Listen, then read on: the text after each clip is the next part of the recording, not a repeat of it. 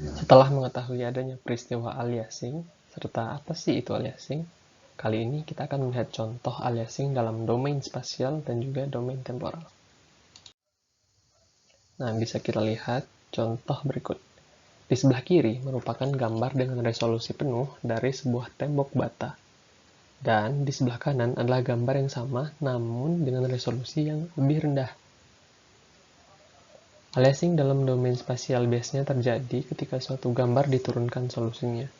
Nah, kita bisa lihat dari gambar sebelah kanan terdapat pola-pola yang berbeda dari gambar yang aslinya. Kalau di gambar sebelah kiri kan tembok batanya semuanya lurus. Tapi ketika resolusinya diturunkan, hasilnya seperti gambar di sebelah kanan, terdapat pola-pola melengkung pada gambar tembok tersebut.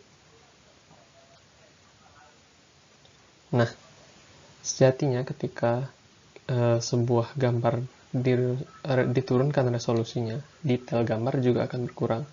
Sehingga gambar yang ditampilkan merupakan gambar yang merupakan hasil sampling atau pencuplikan dari gambar yang berukuran penuh, bukan gambar yang memuat piksel warna yang sama persis, tapi hanya cuplikannya saja. Dalam spatial domain, semakin curam kemiringan piksel warna objek, maka semakin rendah frekuensi terjadinya aliasing.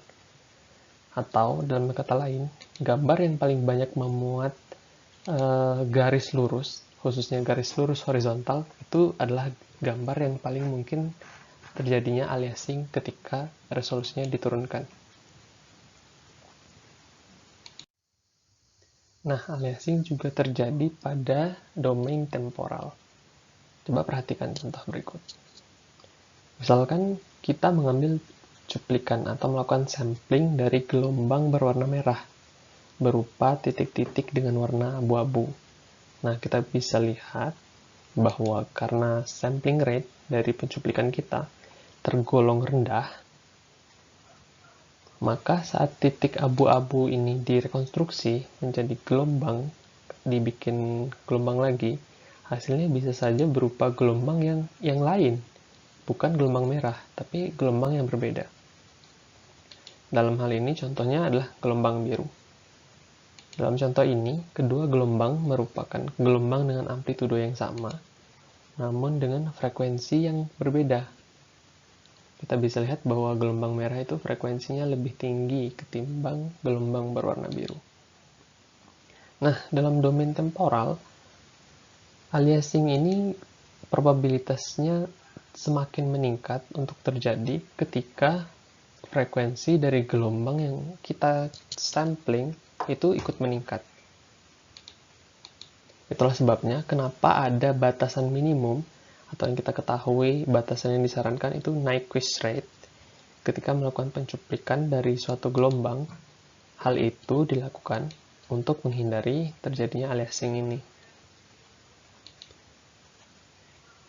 Dengan meningkatnya pencuplikan atau sampling rate yang kita lakukan ketika frekuensi gelombangnya ikut meninggi, diharapkan aliasing ini bisa dihindari. Setelah membahas contoh aliasing, nah kali ini kita akan mengetahui apa sih manfaat dari adanya bidang sistem multimedia.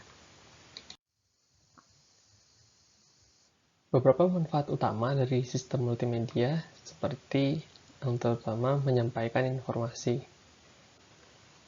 Nah, sejatinya orang zaman dahulu menyampaikan informasi secara konvensional ya, biasanya dari mulut ke mulut atau mungkin dari secari kertas ditulis. Nah, tapi zaman sekarang karena globalisasi, pertukaran informasi dari belahan dunia lain itu sangat dibutuhkan. Sehingga dengan adanya sistem multimedia mendukung untuk terjadinya pertukaran informasi secara digital. Lalu juga ada sebagai media komunikasi, terutama media komunikasi yang digunakan untuk komunikasi secara massal. Nah, misal kita ingin melakukan seminar nih, terutama ketika pandemi ya. Seminar kan kalau pandemi hampir tidak mungkin ya, karena akan mengumpulkan keramaian. Nah, ketika kita butuh melakukan seminar, tapi kita nggak mau terjangkit wabah, terjangkit kena COVID nih. Nah, dengan adanya sistem multimedia itu memungkinkan sekali untuk dilakukan komunikasi massal yang tentu saja aman dan juga efisien. Seperti webinar dengan menggunakan Google Meet atau Zoom dan sebagainya. Lalu juga ada pengoptimalan penggunaan perangkat. Dalam hal ini tuh biasanya berkaitan dengan kompresi ketika kita menyimpan data-data. Atau ketika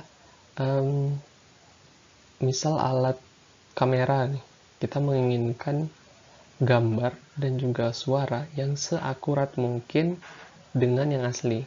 Nah, sistem multimedia berguna atau bermanfaat untuk menciptakan alat-alat yang mampu mencuplik atau ibaratnya menyalin gambar ataupun audio dari versi aslinya ke dalam bentuk digital. Mungkin itu saja. Terima kasih.